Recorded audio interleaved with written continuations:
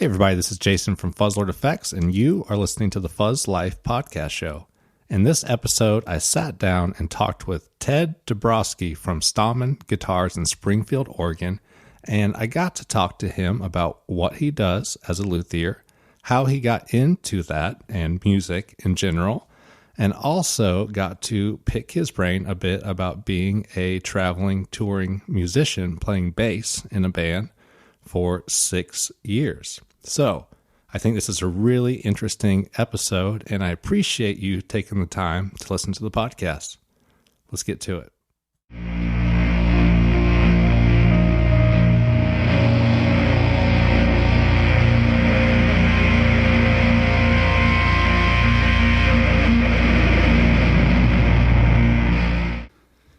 Ted, thanks for taking the time to come speak to us on the Fuzz Life podcast. Thanks for having me. So for those of you that don't know who you are, I was wondering if you just take a minute to tell us about who you are and what it is that you do for work. Well, you said it. My name is Ted Dubrawski, and I'm a luthier at Stallman Guitars in Springfield, Oregon, right next door to Eugene here. I used to be a touring bass player in the band Acidic. Plenty of funny videos out there online if you want to go check that out. And yeah, I've been a luthier professionally now for about 5 years, maybe another 3 or 4 before that. And yeah, repairing guitars every day is pretty rad. I love doing it. So, and then before you were a full-time luthier, how many years were you on tour with that band? We were on the road, I think on the road for 4, playing professionally for 6, doing, little regional mini tours and playing anywhere from 4 to 6 times a month. In the Southern California area. So it sounds like for over the last decade that your whole life has been music. Yeah, it's been my job in one capacity or another, from fixing guitars, building them, playing them, the whole nine.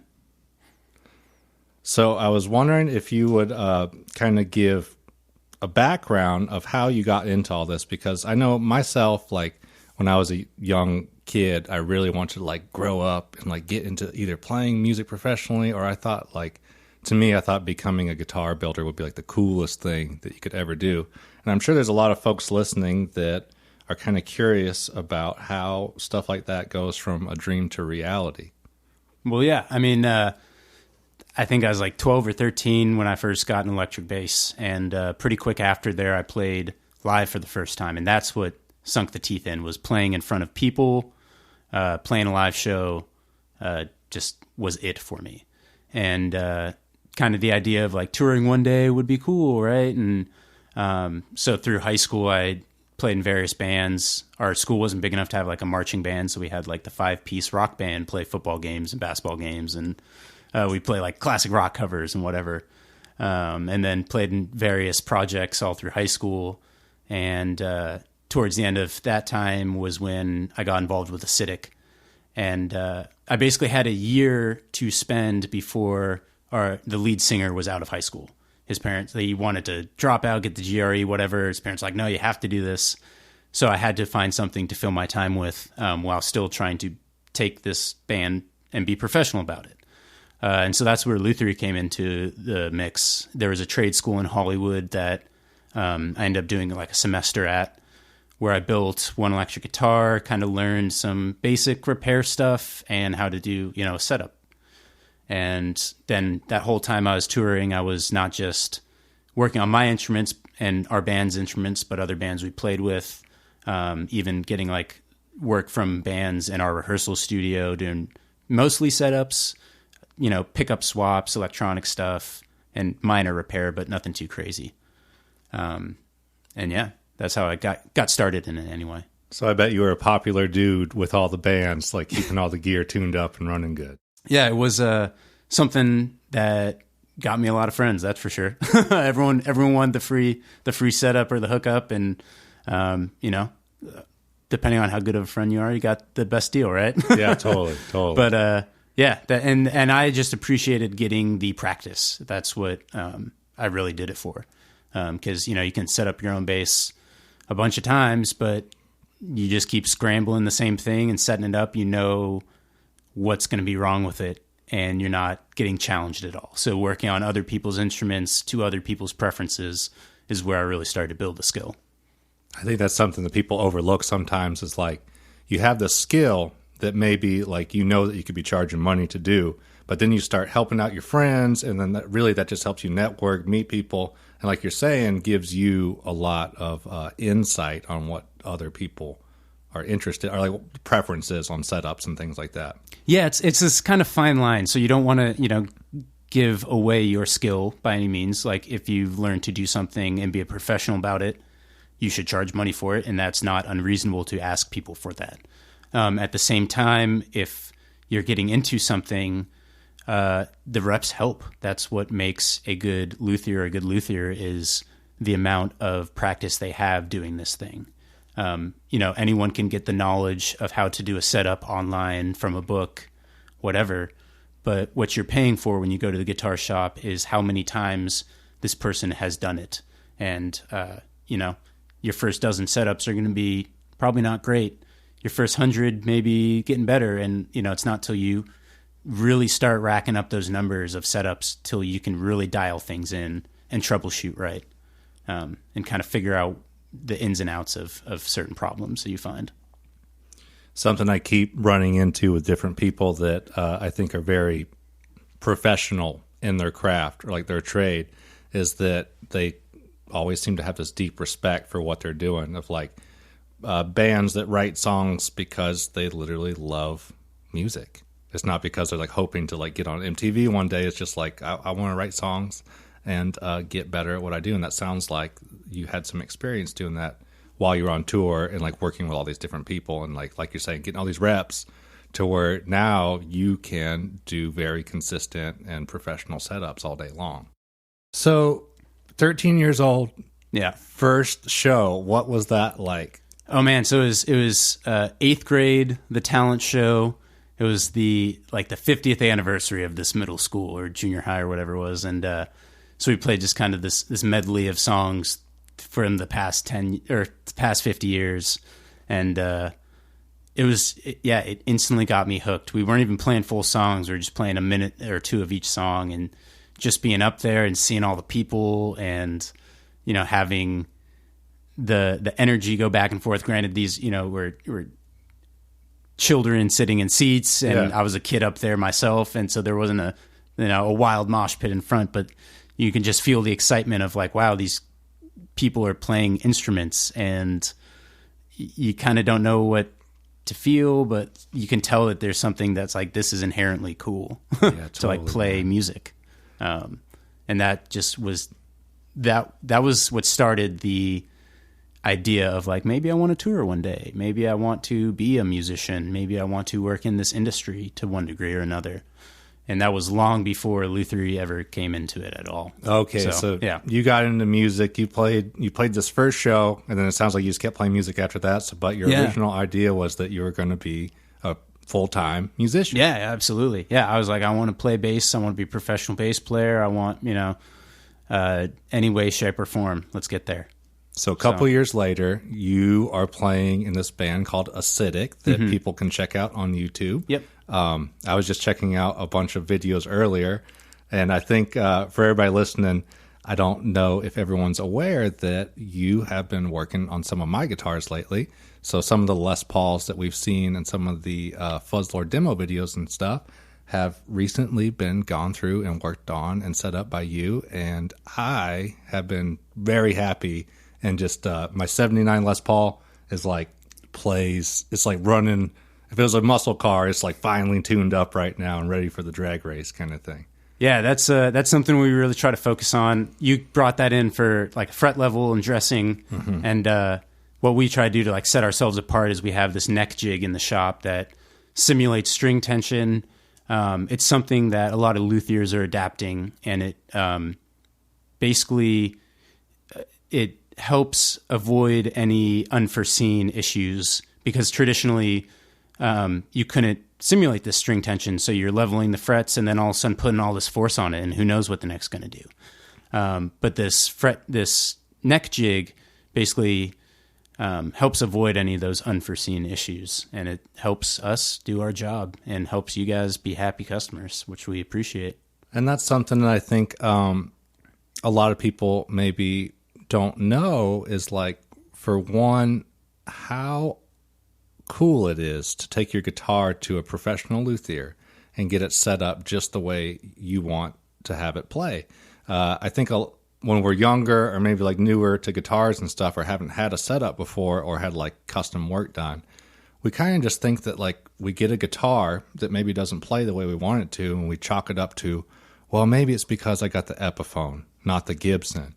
When really, I'm down there having you guys work on my nice Gibson Les Pauls and stuff, because sometimes it's about preference of the musician. Yeah, absolutely. And, anytime you're talking about a production level guitar, that company is worried about a bottom line.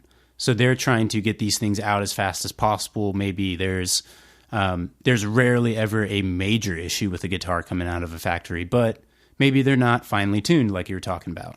And that's something where your luthier can help step in and take something that, isn't the custom shop model. Maybe it is the Epiphone, maybe it's the Squier, and you can work with them to dial that thing in, not only how you like the guitar to feel when you play, but you can work out how it sounds, what it even looks like.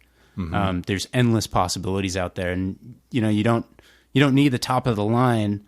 You just need what you have to work well and work for you the way you want it to, which is usually totally achievable. You're pretty hard pressed to find a guitar come out of a factory that is just totally shot. They wouldn't let it leave the floor. Totally. So I'm glad we're talking about this, because lately I've been getting asked a lot by especially younger musicians. Like, I remember being a teenager and money is an object and a limiting factor.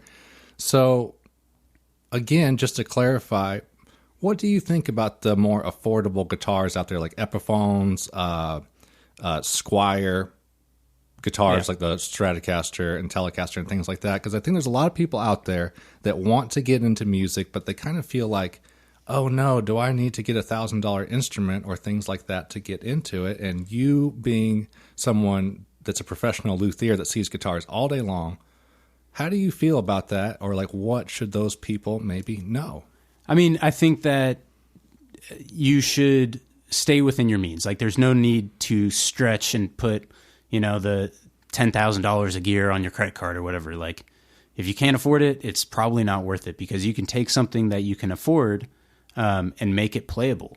And you can, if it feels good, if that neck profile is right for you and the weight is good for you, and you like the way it looks on the wall, you can run with that, man. And you have endless possibilities of upgrades, even if it's, as wild as swapping the electronics and doing a whole pickup swap and rewire, or just getting like a bone nut, or doing a simple setup. A lot of times is all a guitar really needs. And a lot of people think that they need a whole new instrument, when it can be, it's always much more affordable to just have that thing worked on within reason. Obviously, if you need a neck reset and trying to like do a small fix on something that needs a major work isn't going to fix the problem. But most of the time, you'd be surprised at how you can just dial in what you already have, especially with electric guitars.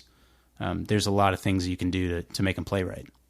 I've often run into, especially after taking some different guitars to different shops over the years and getting like more high-end guitars worked on, it almost feels like, let's say there's like the $300 Squier Special or whatever it is, and then there's the $1,200 custom shop one.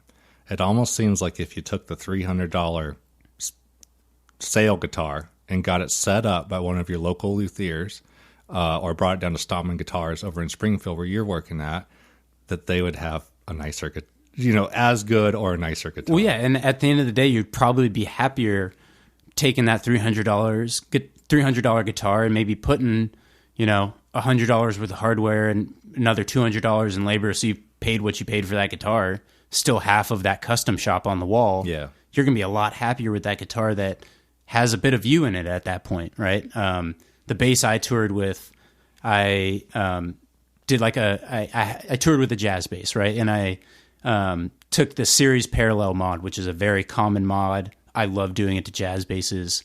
It can give you a much more aggressive tone than the standard parallel wiring of a jazz bass. And I flipped the switch. So usually when you pull, the push-pull puts it in series, but I wanted to play in series more often. So I put that thing down, and that's like my mod. I love doing that. Like that is what made that bass my bass. And then, putting the thumb rest exactly where I wanted it and changing the pickup covers and putting whatever bridge on it. And that made the Ted Dubrawski model, right there. Totally. And you can do that. If you're playing shows, if you're playing in your bedroom, you can make your personal guitar your pro model, right? Yeah. And I think a lot of people think that, that's a totally viable way to do it. Definitely. And that's something I've been connecting to a lot lately, is like having a guitar that was for me. Like there's a lot of Gibson Les Pauls. I mean, they're everywhere. They're very common guitar. However, like I got one set up by you recently, and now it's like set up to play in C standard with the exact kind of strings that I like, and it's got just enough neck relief. And the next person that plays the guitar might not like my guitar at all. But the cool thing about like what guys like you do is like get to talk to like the musician and make something that really makes them happy.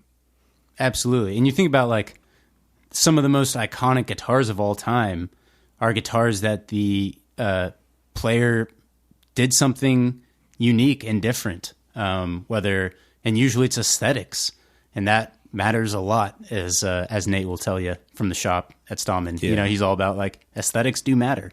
So does sound, so does feel, all those things, and those can all be dialed in with whatever you're playing. The first picture and like the image that comes to mind is Merle Travis playing that acoustic guitar that had like a Fender headstock. Yeah, the Bigsby headstock. Yeah, okay, cool, cool. Yeah, exactly. And like that has become iconic, right? Yep. And he had his Luthier, his tech, or whoever do that. It didn't come from the factory that way, So you mentioned aesthetics, and while I keep in the back of my mind sometimes that the most important thing for people when they're like, should I get this guitar, that guitar, or how much money should I spend? It's like, what would sound really good? An hour of practice. Yeah, absolutely. Yep. But I think the aesthetic ties into that, because it seems like sometimes if we have a guitar that speaks to us aesthetically, we might be more willing to want to play it and interact with it. Like, for example, I got a thing for white SGs. And when I see my white SG, I just want to sit down and play it. So it's cool to hear a Luthier talking about how it's okay to like certain things because of the aesthetic. Absolutely. And I think that, Nate, I personally, I think that a feel of an instrument, the way it sits on your strap or on your lap, the way the neck profile is, whatever string tension you have on there, will make you want to play it more. If it looks cool or not, that is up to you. But like the feel also on top of aesthetics is incredibly important.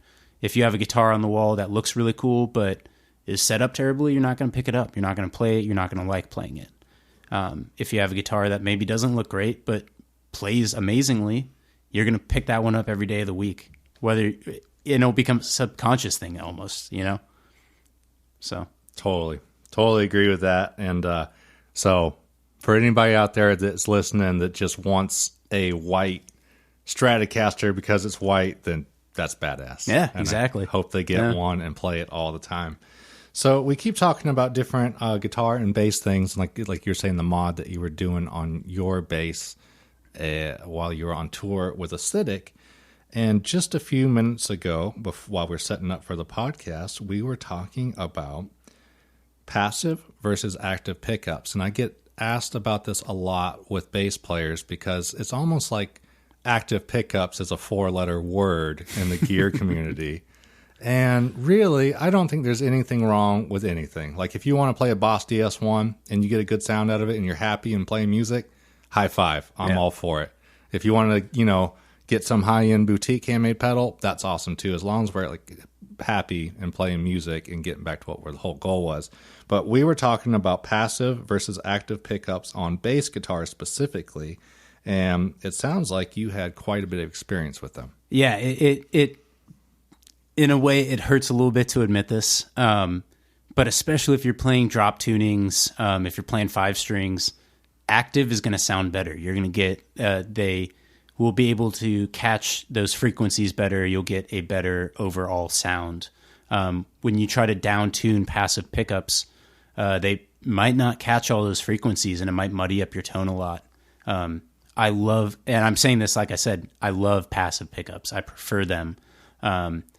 But active has come a really long way, and there's a lot of different options out there. And you can even have basses that are like the Bartolini that I mentioned before we started recording this, are designed to do both. So you can have both in one guitar. And you might find that when you're playing at home and you're practicing, you like the sound of the passive, but when you're on stage, you don't get that clarity that you need, or it just kind of muddies up the mix. That active can help you with that. And you don't need a ton of EQ. Maybe if you really love tweaking knobs, you can have, up to like a 4-band EQ on your bass right there. Right. I really like the 2-band. I like having bass and treble, skip the mids altogether, at least under my control. So, there's plenty of options, plenty of flavors out there. But the active thing is helpful, especially when drop tuning. Very cool. Yeah. Good to know. And it's also good to hear that from someone who says, I like passive pickups. Because I can already feel a couple of people getting uncomfortable listening of like, no, they got to be passive, So when I toured, I didn't like playing with a 5-string on stage, so I down-tuned a 4-string. And I went back and forth with these dilemmas of I had an active 4-string that had a major volume change between those passive pickups and the active pickups, obviously. And then the sound guy had to fix that every time he saw me switching basses. And then at the same time, when I had 2 basses that were both passive that were equal in sound, whenever I pulled up that drop-tuned one, I lost a lot in terms of clarity, in terms of just overall force and articulation behind the low-end notes especially. So don't hate on active too hard. Yeah, and I think it has its merits, I promise. Totally. And I think it all comes back down to this thing that I think that we've been talking about lately whenever I stop by the shop, is that I think a lot of times people get caught up in what they read in a forum. I know I do sometimes. And then really, like, for example, I was playing a couple fuzz pedals, and there's this big deal of like, do you put your buffered pedal before or after this pedal? And it turned out that I liked the way it sounded the exact opposite of what you're supposed to do. So I think people get caught up in forums and then they forget to just try things out for themselves. Absolutely. Yeah. Form your own opinions. I mean, it is good to take other people's knowledge and learn from it, but you don't know until you know. Like you don't know until you've tried it and figured it out for yourself, because what works for you isn't necessarily going to work for me. Everybody's different. Exactly. Something I've really been aware of is that I'll have my guitar and my amp set up, and I play through it, and I sound just like I always do, like me. And then someone else picks up the same guitar and plays it through the same amp, and they sound just like them. Yeah, and go figure. Go figure. And we're using the same gear, and it was like, oh, I thought that I would have the exact tone as you. And it's like, well, it all comes down to how you play and how hard you pick and who you are. Definitely. And all those kind of things. So on the active versus passive pickups topic, were you using mini pedals, or were you specifically using fuzz pedals with that? Because I know a lot of people are kind of afraid to use, they think active pickups means you can't use pedals or something. No, I don't think that's true at all. I did tour with a pedal board. My go-to fuzz was the Prescription Electronics Depth Charge. I really love that fuzz personally, especially on bass. It's kind of modeled after the Brassmaster. But there's no reason why you can't use active pickups with pedals. In fact, again, you have a lot more control over whatever sound comes out of your amp if you're playing with an active bass, particularly with the drop tuning. So there's no reason why it doesn't work. I dig it, man. Yeah. So I'm hoping some people hear this that are like, whatever kind of music they're into. But right now, it seems like it's very popular for bassists to be down tuning and playing these like doom metal, heavy metal bands like stoner rock and stuff. So maybe it would be good for people to just maybe stop by their local guitar shop or Stallman Guitars in Springfield and say hi to you and take a bass that has active pickups and plug it into a Big Muff and see what they think. Yeah. And at the end of the day, like, tweak knobs. You know, it's not going to sound the same if you plug a different bass into the same pedal, obviously. But you have knobs there. Tweak them, turn them, see what you can get. And you know, maybe you have a passive bass that works with this pedal really well, and then you plug an active bass into it, and you can't get that sound. Well, maybe try swapping the pedal out. Like, just things don't always mesh up the way you want them to. But there's also a lot of options out there. And I guarantee you that you'll be able to find something that works and that you can find enjoyable. I think people just need to start stopping by their local music stores more often. Absolutely. Maybe get off the forums. And I'll tell you one thing about Stallman Guitars where you're working at is that every time I stop by and go there, I always leave in a better mood than when I came. It's just nice to go talk to like-minded people about music. And I think sometimes it's intimidating to musicians like myself to come in and feel like we're like wasting your guys' time or something, like in general at the local music stores. But it seems like, I mean, that's just in my head. I come in happy to see you guys and see what you're working on. Yeah. And I mean, sometimes people have bad days. Sometimes shops just have different vibes. We at Stallman always try to, be friendly, be humans, enjoy one another. At the end of the day, we all think guitars and instruments are cool. That is enough to spark a conversation, to create an interaction.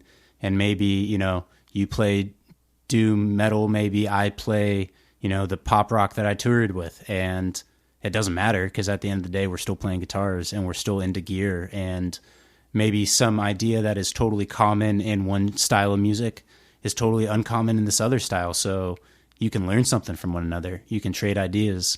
But yeah, back to what you said, like, until you have done it for yourself, you don't really know. And your ears will pick things up differently than whoever on the forums or whatever video you watch here and there. And not to say that there isn't great information out there. Right. And you should always be receptive to what people are saying, but also be willing to, like, try things and experiment and, just broaden your knowledge, not just on the internet, but in person, and try things. You also touched on something that it's come up in a lot of conversations with other musicians and pedal builders and things lately, or other folks on YouTube, is that it's okay to be nice. It's okay to be a nice person. Like you're saying, the vibes at some shops or wherever you go isn't the same everywhere you go. Like one shop may not be as friendly, for example. But that's something I appreciate with what you and Nate are doing over at Stallman Guitars, is that, it's a positive thing.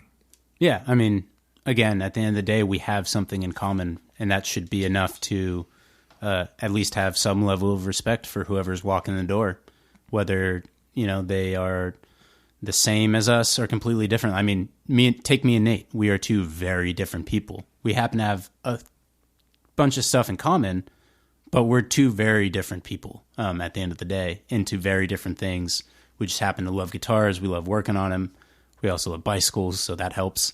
But at the end of the day, until you get to know someone one-on-one, chances are when you talk to someone one-on-one in person, you'll find out that they aren't who they tend to portray themselves as, or whatever vibe you may have gotten from whatever, thing you saw on the internet about them. Or the second you meet someone one-on-one and are working with them, you learn a lot about them, and chances are they're good people at the end of the day. For sure. I had a friend of mine that was a amp repair person. He also built amps commercially throughout his electronics career. And he told me that you learn something from every person you meet. And I was very stubborn at the time, and I was like, man, you don't know what you're talking about. Like, there's some people that I really don't learn from. He was, of course, right. And sometimes, like me being stubborn, the thing that sometimes I learn from people is like maybe not what not to do. Or maybe I was like, you know, that's the exact kind of thing. Like, that was a good lesson about how I can be a nicer person, or like how, you know, maybe some people feel like they'll go into a repair shop and feel like they asked a stupid question versus coming to you guys and, you know, and just having a open dialogue about, you know, music and, you know, just spreading positivity around. So I'm thinking about when you started touring, like high school's finishing up, Acidic is about to go on tour. You guys have been a band. Even though maybe a lot of the folks listening right now are more into like doom metal music or stoner rock, things like that, I think that your experience touring, for one, was really cool. And I bet that was like a really cool part of your life that you'll always remember. But can you tell us a little bit about that, or maybe share some things that maybe that young 13-year-old version of you right now in high school about to play the talent show should maybe know about getting into that, or words of encouragement, or maybe a band's about to go on tour right now and what's the one thing they should bring extra of or something. Yeah, when you did that live video the other day, you're talking about like fresh socks. Definitely important, you know. But in all seriousness, the music industry is not easy. Whether it's getting turned down by people in the industry or having people just trash you for whatever you're trying to do. It is definitely also an industry of persistence. You know, we were talking about the Black Keys toured or played shows, made albums, toured for 10 years before they got any kind of radio success or, you know, big level success that they now obviously have. That's like the poster child, I think, for what the industry is about, of stick to what you're doing, have conviction with what you're doing. And if it's like, it'll pay off. It honestly will, because I'm always drawn to bands, not necessarily on their sound right off the bat. I mean, when we toured, we had plenty of people that came up to us at shows and said, you know, I listened to your stuff. I saw your videos. I didn't really like it, but now I'm meeting you in person and like, you guys are awesome. That's rad. And like, I'll always support you guys. And I kind of feel the same way with the bands that I really like, is if you're out there doing it, if you're out there putting in the effort, that alone is admirable. And if you can put together a cohesive image, whatever that is, and cohesive sound, that's not a small feat in and of itself. And you should respect that and have respect for people that are doing that. So for the people listening that like want to become a touring musician, simple question: do you think that it's possible to make a living in music today? Yes. Yeah. With a grain of salt. I mean, you have to keep it in perspective. I mean, Nate talks about this all the time of like, you know, you're not going to necessarily be a millionaire, but you can pay your bills. Like, what is your level of success? If you can pay your bills and feed yourself and keep a roof over your head, like, that is success, whether you think it is or not. Being on the top 10 charts and selling 1 million records is also success. Not easy to attain, but it's worth a shot. And to me, those are two different goals. One comes from a place of, I want to become a musician because it would be fulfilling to me and make me feel like my life had purpose. Now, that may not come with $10 million. Versus the next person might say, now, I remember being in a music class in school, talking to some people, and I talked to like 5 different people, and I could almost pick out which ones would be professional musicians out of the group. A couple of people said, I'm going to school because I want to become a professional jazz piano player and make a lot of money. And I'm just thinking, well, why didn't you start playing shows 10 years ago, like in high school or something? Versus the next person I talked to, you could just tell that they had such a love for music that no matter if they had a roof over their heads or not, or how much money was in the bank, it would not matter because they would just be practicing their guitar or their clarinet or whatever they were doing. And I felt like that person would definitely become the professional musician. I think of Matt Pike sometimes in the band Sleep.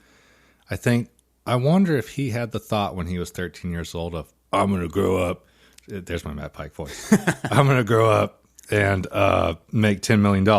I don't think he said that. I think that he wanted to play music and had no other like ideas, and like that would make him so happy. And then now he gets 10 or 20 amps on stage and gets to say, sorry, I punched you in the face with my amp, bro. Yeah, exactly. So. And back to the persistence. I mean, before we ever toured, we practiced every single night for 2 years without taking a night off. If we were playing a show that night, we still went in and we ran the set twice.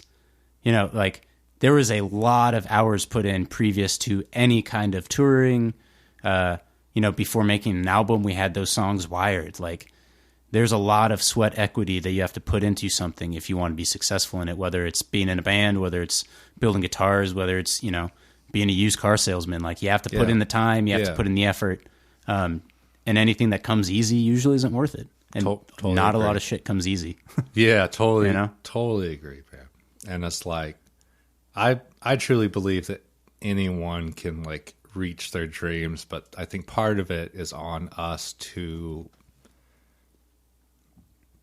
be wise enough to realize it isn't about, sometimes like we're going to hike a mountain or something. It's not just like, I can't wait till I get to the top. It's like, let's enjoy the path. Yeah, like, absolutely. And if you can't enjoy the path, maybe you need to reevaluate what it is that your goal is. Yeah.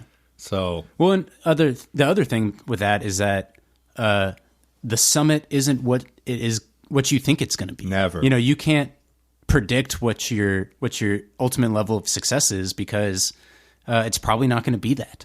Yeah. Whatever you think it's going to be. It's also, careers aren't linear. I mean, when I got into Luthier alone, I thought I was going to be building. I wanted to be a builder. After going to trade school for a second time, or a different school, trade school, I went into an apprenticeship with a acoustic guitar builder here in Eugene. That's what originally brought me up here. And then from there, I was working at the Santa Cruz Guitar Company. And I told Nate this the other day, we just hit our 1 year anniversary. And you guys are having an event this weekend, yes, right? Yes, this weekend we're having our anniversary sale. Technically we opened up shop like a couple weeks ago, 1 year ago, a couple weeks ago, but the sale is this weekend. We'll have free donuts.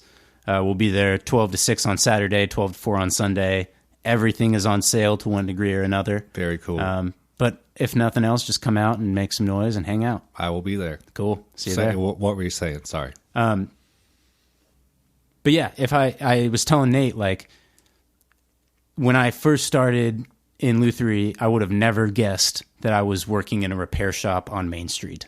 Not that is like it's more than what I imagined, to be honest. Like being able to work with these people on a regular basis, different customers, working on a variety of guitars, wasn't even on my radar. Yeah. And it's so much more fulfilling than I think being by myself in a shop building one-off guitars would have ever been. Having done that in my apprenticeship and kind of seeing that wasn't so much for me. And being in a factory, and that was also rewarding, fulfilling in its own right, but still not for me, and kind of like fell into this situation with Nate that's worked wonderfully.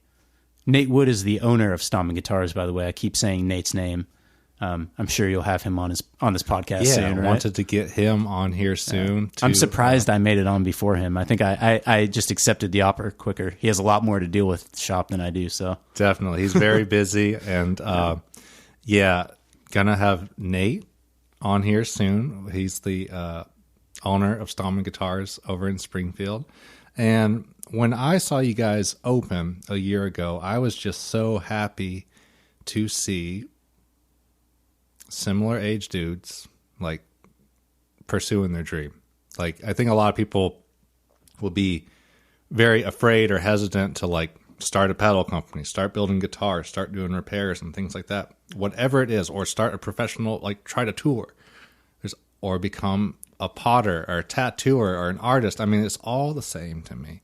So I was just I saw on Instagram, which is just such a cool way to meet people, like this new guitar shop was opening up, and I was like, wow, I got to go meet these guys because they're doing cool stuff. I mean, I think a lot of people kind of take a passive approach to life. Like it's this thing that imposes itself on us, and then we go work at whatever job that we go work at, for example, like kind of like whatever our parents thought we should do, versus like I keep meeting folks like you, and it's just so inspiring to talk to these people that are like, I wanted to be a touring musician and get into working guitars when I was a teenager, and that did it.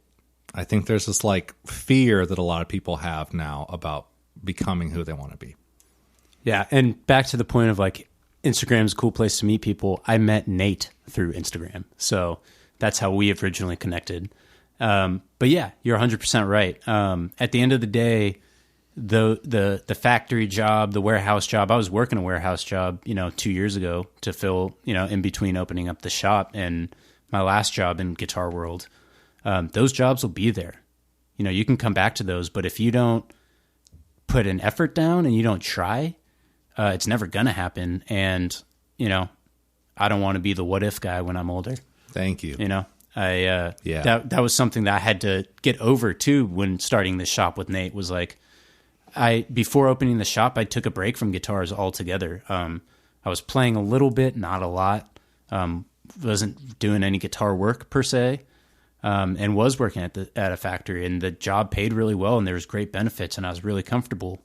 But Nate brought up this opportunity, and it was kind of like, well, you don't know. You can't figure out if it's going to work unless you try, and there's a good chance it won't work.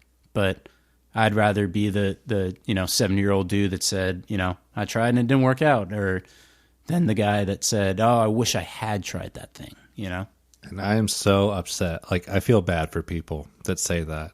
I get it a lot in YouTube comments and stuff.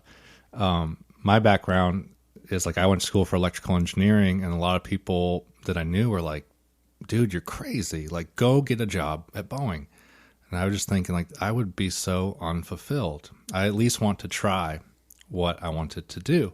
And I see it so often in YouTube comments or I've met them in person, lifelong career electrical engineers that have a nice house, have, all the stability and things that, I envy sometimes.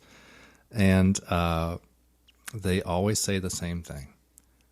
I wish I would have done this. I wanted to be a musician. I wanted to learn how to build guitars. I wanted to become a tattooer. I wanted to be in that punk band.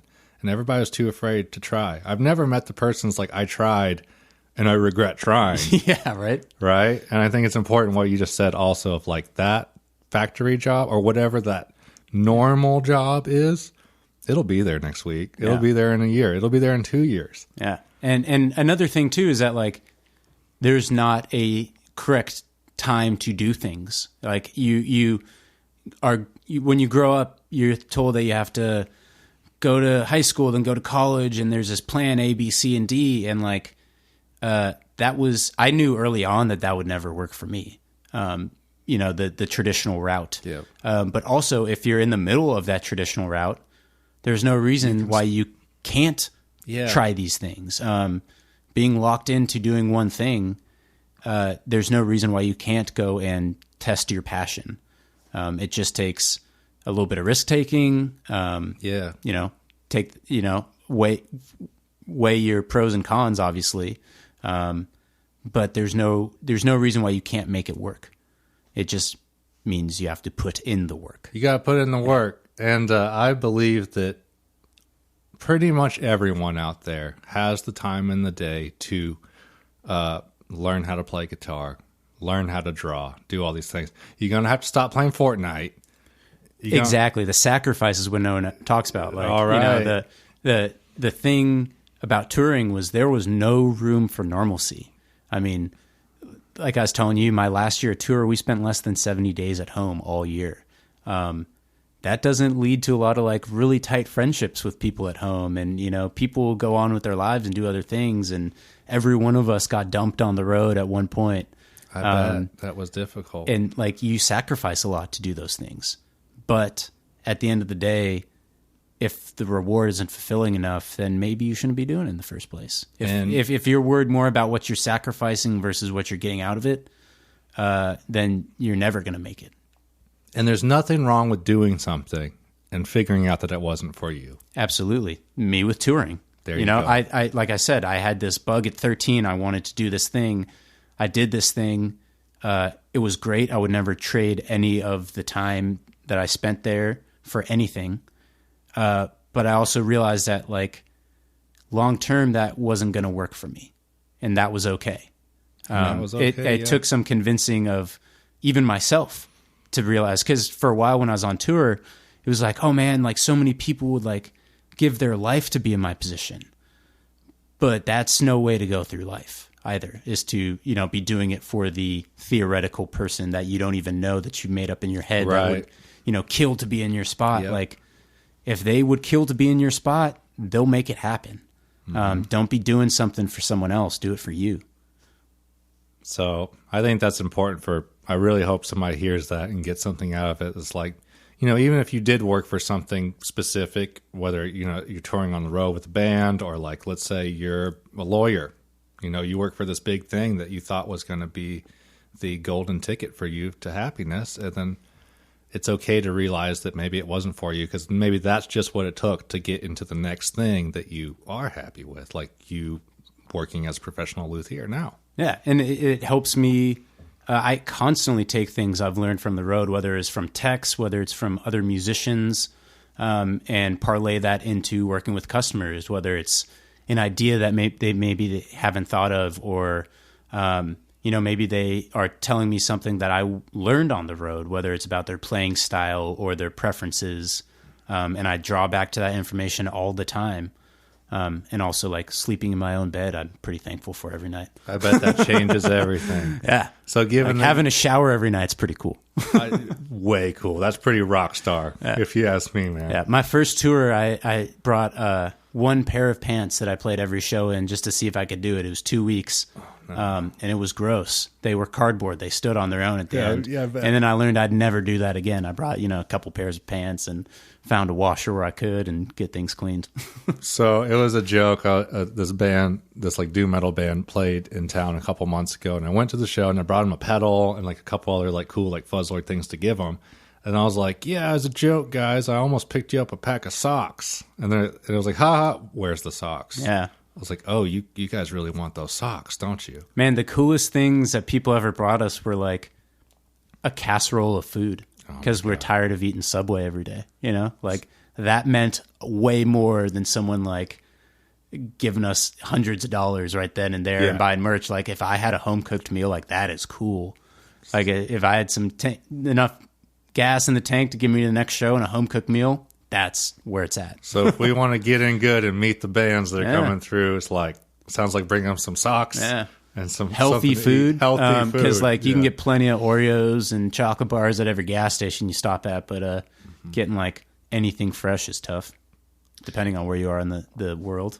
So what were maybe a couple of the best things about being on tour and on the road for 6 years? Because I, of course, have no experience with this, and maybe a couple of the least favorite things, or maybe weirdest things that happened. Oh man, well, I mean, the best thing at the end of the day, and something that made our band successful, we were all friends in the van. There were 6 dudes in one van. Like, there's not a lot of personal space, but we all had a mutual respect for one another to one degree or another, and we were all friends, and that is something that I miss daily. That's the thing I probably missed the most about being in a band, was just driving down the road with my 5 other best friends in the car, and knowing that we're gonna go wake up and do the same thing tomorrow.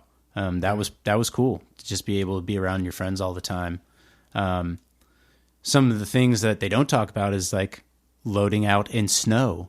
Like you have to do that, right? Moving your gear in the middle of snow, and like playing in the dead of winter, and like summer tour is great. Summer tour is also sweaty and gross, and you might be in the South where it's 100 degrees and 100% humidity, and it's not a perfect venue, perfect show. That's something that makes a really good band too, is being able to put on a great show with ever-changing variables. You get to a venue one night and who knows what kind of, there might be 2 outlets for all the amps and all the pedals you got. Make it work. You might have a tiny stage that your drummer has to, crawl over the bass drum just to get behind his kit. Can you still put on a good show when you're not comfortable? Right. When you're tired, when you're depressed, when you're, you got dumped and you got to go on stage in 10 minutes, put on a show. Is it going to affect the show? The best bands can compartmentalize those things and those discomforts and those, those negatives and still come and be a professional. We're talking about how the industry, being a touring musician is like, it's a slippery slope because it's okay to like drink and party and have a good time. But, is your partying like affecting your show, affecting your ability to talk with fans? Right. That's not okay. And that's going to get you kicked off of shows. That's going to get you kicked off of tours, banned from venues. It's going to burn a lot of bridges. So something that set our band apart was, we were young, but we showed up. Like, we were responsible enough to get to the venue, get our gear in on time, get our gear up on stage, do our sound check, not take more time than we were allotted. When showtime happened, we played our set. We got our gear off out of the venue. We were there at the merch table all night long. These are all so overlooked. Yeah, like the details are what make a professional band. I mean, and also something for like local bands. When you're the local opener, that might be, opening up for whoever big band that you're opening up for might be your biggest show to date. Yep. But at the end of the day, that's not your show, and you need to respect that. Right. Nothing was worse than getting to a venue where we're playing in just outside of Cincinnati, like right across the river in Kentucky there, this venue called the Thompson House. And we're opening up, I think it was for Trapped was this band, Headstrong, those dudes. And we pull up to the venue and there's this car like parked in the alleyway. And the local opener's up on stage and they're going through sound check and they're taking a long time. And then the bus pulls up and I see the tour manager for Trap walked in. He's talking to the venue like, there's this car in the way. Let's get this moved, whatever. And so the sound guy comes over the PA and he's like, hey, there's a white car. This needs to get moved. If it's anybody's in here, like it needs to move. And the lead singer of the opener is like, oh, that's mine. Like they can go around. Ouch. And it's like, that's a good way to like never get invited to play a big show again. It's every band, whether you're the first opener, whether you're direct support, are beholden to the headliner. That is their show. You're there to help that show in whatever way. But there is a hierarchy, and the bands that are direct support versus the first opener means they probably paid their dues to be direct support. Yep. And they've been there too. Yeah. Exactly, and every band starts there. Exactly. Yep. Every band, and you don't get past that local opener if you have a shitty attitude or if you're unprofessional or not willing to pay your dues. Like that's part of the deal. And I know that you're not saying this from some like. I know you're talking about this from like coming from a place of wanting people to do better. Exactly. Yeah. And like, and that's just the number one error you see all the time is that, if you want to be the headliner, acting like you are isn't going to get you there. Yeah. Acting like you are in the sense of showing up on time and sticking to your allotted set time being professional and, not being in the way, being a professional, that'll get you there. Yes. But, thinking that you can go an extra 10 minutes on your set time isn't going to get you there. And these are things that just get often overlooked. And I haven't met that many touring bands, but there's something that has been a common thing whenever I've gotten the opportunity to come hang out backstage with some people. For example, I went to Portland last year and watched the band Unearth play. Oh, yeah. And that through a friend who was their traveling sound person. They got to go backstage and hang out with them. And here is the thing that I was just blown away by. These are famous dudes that have toured all over the world. And I was like, what does it take to become like a really good musician? And the thing I noticed about these guys is that they were all so friendly with each other. It's like, oh, such and so maybe wants to be by themselves right now. And they did. It almost seemed like one of the biggest skills that they had, each of these musicians, was the ability to be friendly, professional, go with the flow, not be needy.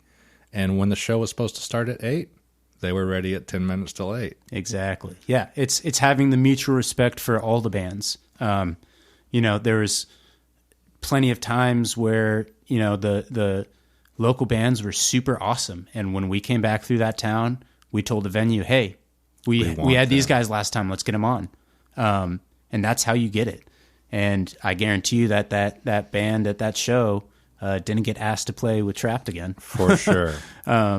Yeah, and it totally comes down to just having mutual respect. Especially when you're in the touring package, you guys are all on tour, and 99.95% of the time, all the touring bands knew that, and that's what made them professionals, where they had respect for all the level of bands that were there until they proved that they didn't deserve that, which was rare, to be honest. Whenever I played music with people, again, I do not have any of the professional experience you do with music, but whenever I've been given 2 people to choose who I wanted to play music with, let's say there's 2 different drummers. Let's say one of them is an amazing drummer that's been playing for 20 years, but they have a bad attitude and they show up and they're unpredictable. Maybe they show up drunk half the time and can't play. Versus the person who's only been playing drums for a year, that's friendly, positive, shows up on time and asks you, do you need help moving your gear at the end of the night? That person, I think it's a lot easier to get better on an instrument than it is to become a easier person to deal with. Absolutely. Yeah. So I'm glad we're talking about this, because I think these are the kind of things in the music industry that aren't often talked about, because often we imagine rock stars as just doing whatever they want, showing up late, and really it's not always like that. And I think it's nice to hear from someone that's been in the industry in many different ways, whether, touring professionally like you did or working as a luthier, that a good attitude really seems to get people very far in life. Absolutely. And, there's this band in LA, Warner Drive.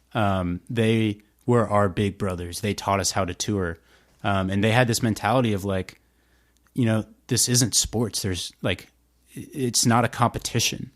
There's people that get success and don't, but that isn't just because Warner Drive was successful doesn't mean Acidic can't be successful. Correct. And, we owed them a lot. They taught us how to tour. They taught us how to book our own tours before we ever got a booker or agent or any of that. And a good music scene, good local scene will have that camaraderie.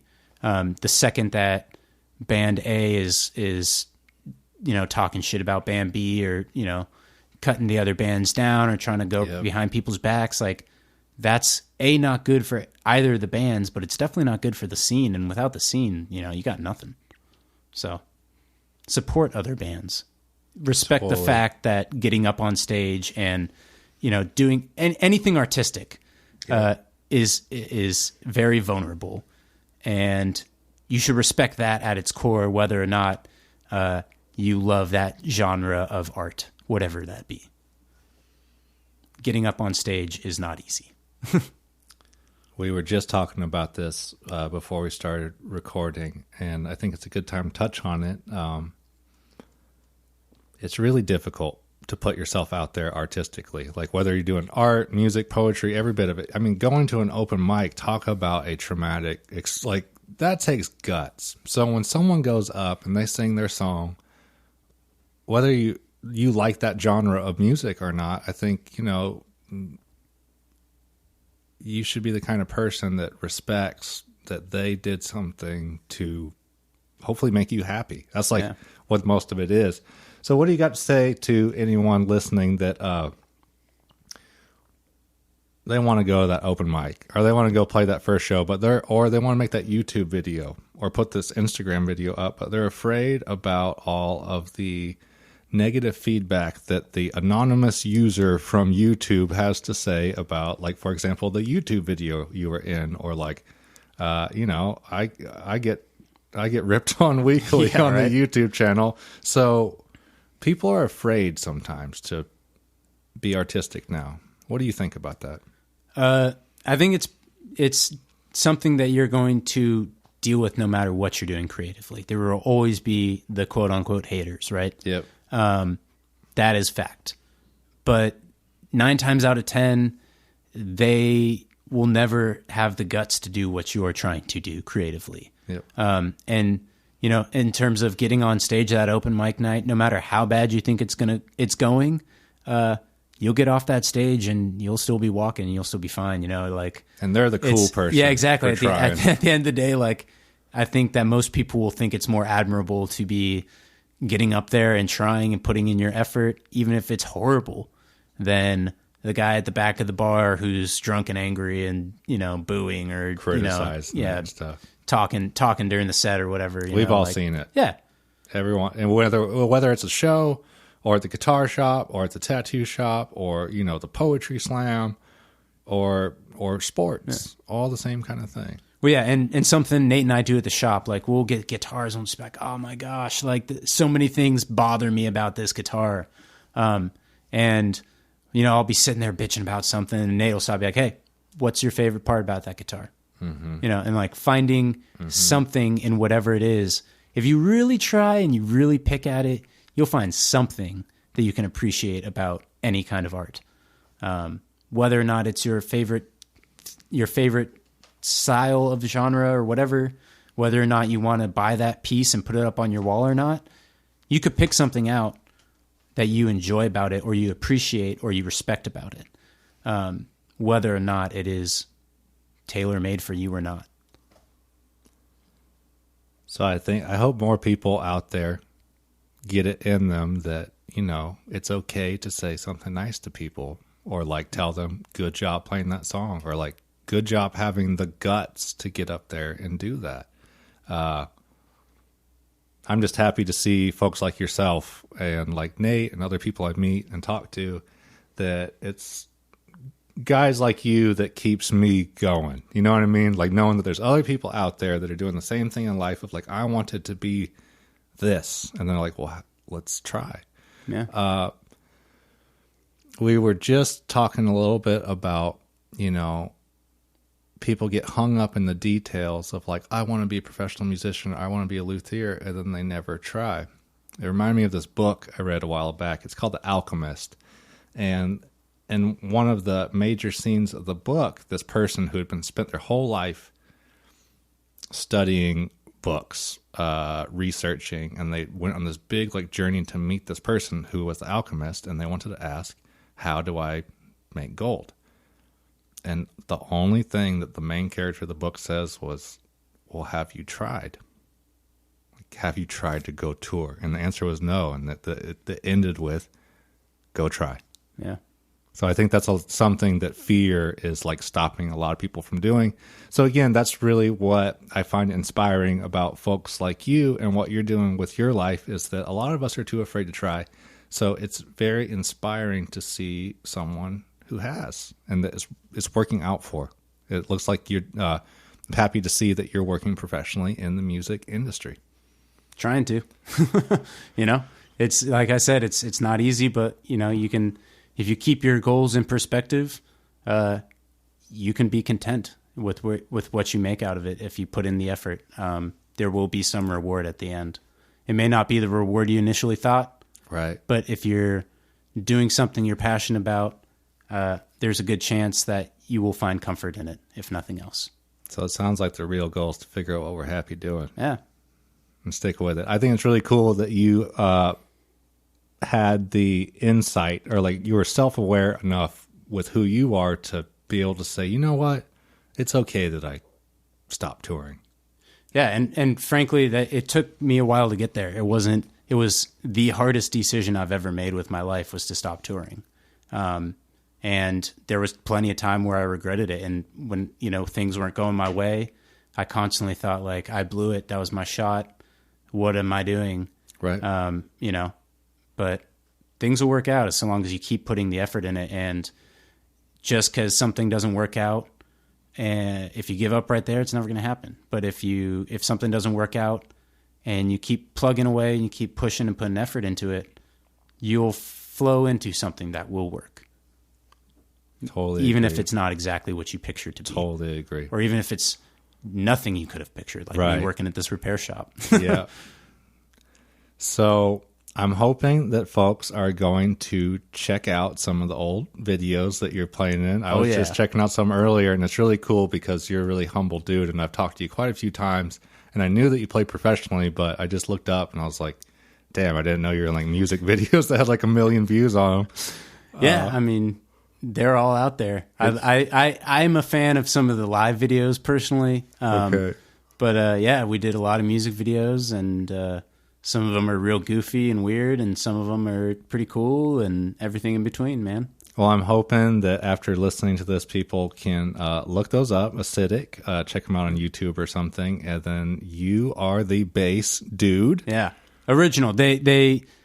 Something I should also preference was when I did stop touring, they kept going on as a band. They made another record after me. Yeah. And the guy they got to replace me easily could be my clone, just not looking at me, but like in life. So like we went to rival high schools. We worked at two different surf shops in the same area in high school. We went to like some of the same concerts before we even knew each other. And this dude could be my twin, Max. What up, Max? And we've become really good friends, which is funny enough. But so is that you that has the... Yes, I'm the one with the chest tattoo. Okay, because I was like, man, I think I was watching you. So everything up till 2000, my last show was New Year's Eve 2013. So 2014 and later, all Max. Everything before that's all me. So I'm hoping folks will check some of those out, because now they know you better. I think they'll get a kick out of seeing the band. And of course, if anyone is in the Eugene, Springfield area, they can come down and talk to you or get their guitars or basses worked on at Stallman Guitars. Yeah, check it out. We're on Instagram at Stallman Guitars. We're on Facebook. You can follow my personal Instagram at Ted Dubrawski. I know that's a mouthful, but I'll be sure to link to that. Yeah, and I'll link perfect. to the shop page. And again, you said this weekend was a big event at the shop. Yeah, we're doing our 1-year anniversary sale, so we'll have some free donuts from the Washburn Cafe, which is another downtown Springfield staple, as well as everything in stock will be on sale to one degree or another. And we're soon gonna be releasing some new frequent buyer programs in the shop that you should stop by and check it out. Whether you're passing through or live in the area, either way. Yeah, or I'm hoping folks maybe come down from Portland or wherever they're coming from. Yeah, I mean, we get guitars shipped to us. Nate has tons of connections all over, and we have clients that ship their guitar from out of state to us to have us work on it. So that's an option for folks that are interested. Is there... Again, I said I'm looking forward to the event this weekend. I was going to stop by and get some coffee, eat some donuts, and check out some cool guitars and see you guys. Yeah. Is there anything you would like to let folks know before we wrap it up today, or maybe just something you'd like to say to all the listeners before we wrap it up? Go support your local guitar shop, whether it's us or somebody else, and, have respect for the people putting themselves out there. I dig it. And also put yourself out there, because it won't happen if you don't try. The world's a better place when people do. Agreed. I think. And y'all also have a YouTube channel, correct? Yes. Yeah, we're working with what we put up there, but we're trying to put up, anytime we get something unique and different across our bench, we try to put up a video about it, and we're working on it, trying to build content. Very cool. And one other thing that y'all have been doing that I believe that is still going on is y'all offer some workshops for musicians so that they could come down and learn about what a basic setup procedure includes, correct? Like, you teach them how to do it. Yeah, we when we have enough interest and enough people that are willing to sign up, we do setup classes where you bring in your own instrument. There are some requirements of what that instrument is, just in order to make sure you get if you bring in something with vibrato or Floyd Rose, that might not be the best way to start. So you bring in your guitar, you put fresh strings on it, we walk you through a setup, and you can learn to do the stuff for yourself. Very cool. Yeah. I think that's really awesome, man. And just to let folks know, I got into doing some of my setups and stuff myself years back. And the one thing I really learned about it when I learned about how much went into it was how much respect I had for luthiers and the work they do. Because I think 10 years ago, when I was a little younger, I used to think like, well, you're just kind of swap strings and do this and that. And then when you learn about it's the strings, it's adjusting the slots at the nut, the truss rod adjustment, the string height. What else am I missing here? I mean, these things all play into a factor, and your tuning is a huge factor, whatever tuning you're playing in. And at the end of the day, what you're paying for with a professional luthier is the amount of reps they've put in. Anyone can learn to do a setup. The information's out there. And like I said, my first dozen setups were not great. My first 100 setups were, acceptable. But what you're paying for when you pay a luthier to work on your guitar is the amount of reps and time they've put into it. So that just the more I learn about what you guys do for a living, the more respect I have for it, and the more every time I come in and get one of my guitars worked on that I thought was tuned up well, I just feel like I'm getting a better deal every time I go in. So I'm like, wow, I'm getting somebody that had so much experience, went to luthier school, and like you have talked about, spent a lot of time on the road. I mean, you're dealing with people with a lot of experience. Just one last thing. What was the name of the two schools that you went to? The first one I went to for one semester was the Musicians Institute in Hollywood. They have their Guitar Craft Academy. I did not complete that program because we started touring, but still learned a lot of good information there. And then I went to Roberto Venn in Phoenix, Arizona, which Nate also happened to go to at a different time. And then again from there, pursued it professionally by going through an apprenticeship for a year and a half, working for a while at a Santa Cruz guitar company. Something that people get into these trade schools, think that they go through the school and that's all you need.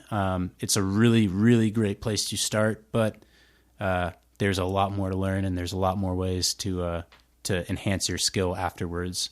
Don't think that going through one of these schools gets you everything you need. Right. There's a lot more information out there. And again, until you get the reps, you're not going to be great at it. It's going to take some time, take some effort. So, well, Ted, I appreciate you taking the time to share your experiences. It's really cool to be able to listen to someone who not only toured professionally, but also went to different luthier schools, worked professionally at a guitar company, Santa Cruz Guitar Company. And then apprenticed here in town building acoustic guitars, and now are working professionally as one of my favorite luthiers that has been tuning up Fuzzlord guitars, as well as Nate. Nate's done, I believe Nate did the white SG that people have seen in videos. Then you just recently worked on the 79 Les Paul, which you can see does not have an Invader pickup anymore. I like it. Fix that. Nothing wrong with them, but you wanted something different, so that's all good. Nothing wrong with them, but had to go, man. Not on the 79. Yeah. Ted, thank you for your time. Thanks for having me up here. Listen to me for a little bit. See you this weekend, man. Cheers.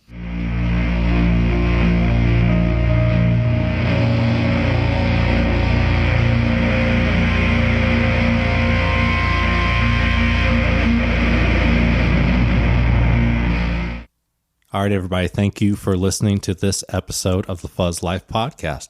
Again, I'm Jason from Fuzzlord Effects, and you can keep up with me on a daily over at Instagram at Fuzzlord Effects, or head on over to the fuzzlordeffects.com website. If you like the show, please subscribe, leave a rating, and it would mean a lot to me if you shared it with a friend. Talk to you again soon.